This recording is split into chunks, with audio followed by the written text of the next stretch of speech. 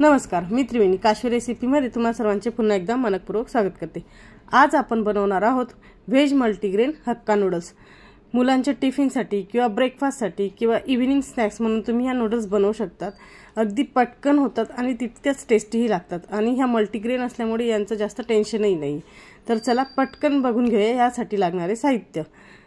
इथं मी इंची ब्रँडच्या नूडल्स घेतलेले आहेत, ज्यांना मी गरम पाण्यामध्ये तेल टाकून अगोदर 10 मिनिटं ब्लांच करून घेतलेले आणि त्याच्यानंतर जाडीत काढून घेतले, म्हणजे गाळणीमध्ये काढून त्यांना पाण्याखाली धरून त्यांना मोकळं करून घेतले। पातीच्या कांद्याचा जो पुढचा भाग असतो त्याच्या बारीक स्लाइस करून घेतले। 1 टेबलस्पून मी इथं अद्रक बारीक कापून घेतलेलं आहे। एक 7 ते 8 लसणाच्या पाकळ्या बारीक कापून घेतल्या। त्याच्यानंतर कांद्याची पात जी आहे ती बारीक कापून घेतलेली आहे। तसेच इथं मी येलो कलरची जी शिमला मिरची आहे, पिवळी शिमला मिरची, त्याचे उभे स्लाइस करून घेतले। सेम रेड शिमला मिरची उभे स्लाइस करून घेतले पातळ काप, आणि ग्रीन शिमला मिरचीची पातळ काप करून घेतलेले।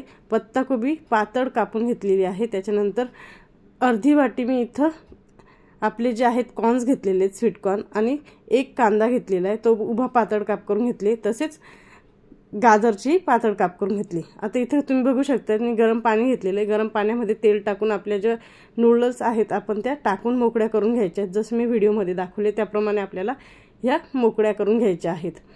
त्यानंतर आपले नूडल्स झाले आहेत। आपण आता एका कढईमध्ये तेल टाकून घेतोय। यात मी अद्रक टाकून घेते, लसूण टाकून घेते। यांना छान 2 मिनिटं परतवून घ्यायचं आहे। लसूणचा कलर चेंज झाला की यात आपल्याला जो आहे पातीचा कांदा आपण बारीक स्लाइस करून घेतलाय तो परतवून घ्यायचा।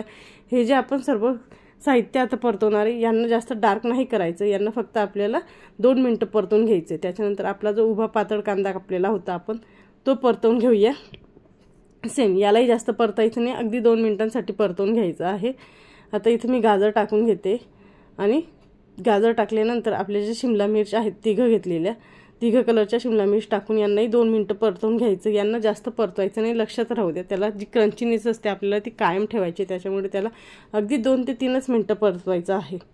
आता हे परतवून झालं की यात आपल्याला टाकायचं आहे पत्ता कोबी आणि कॉर्न्स।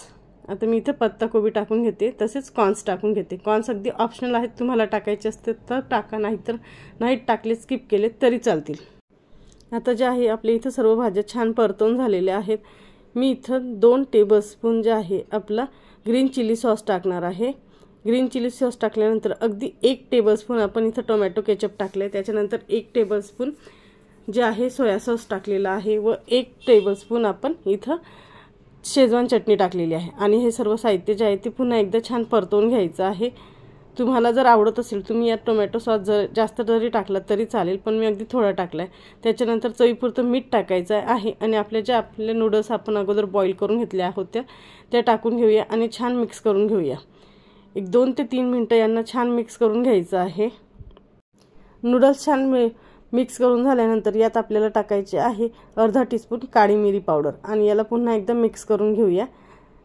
ह्या नूडल्स जे आहे त्या छान मिक्स करून झाल्या की यात आपल्याला टाकायचं आहे 2 टेबलस्पून व्हिनेगर टाकलं म्हणजे नूडल्स जे आहे यांची टेस्ट खूप छान येते आणि नूडल्स ह्या खूप मोकळ्या होतात। आता जे आहे आपले नूडल्स तयार झालेले आहे, आणि इथं आपण सर्वात शेवटी पातीचा कांदा टाकून मिक्स करून घेणार आहोत। याला 2 ते 3 मिनिटं मिक्स करून घेतल्यानंतर जो आहे आपला गॅस बंद करून घ्यायचा आहे, आणि आपले जे आहेत व्हेज मल्टीग्रेन हक्का नूडल्स तयार झालेले आहेत। तर इथं आपल्या व्हेज हक्का नूडल्स तयार झालेले आहेत।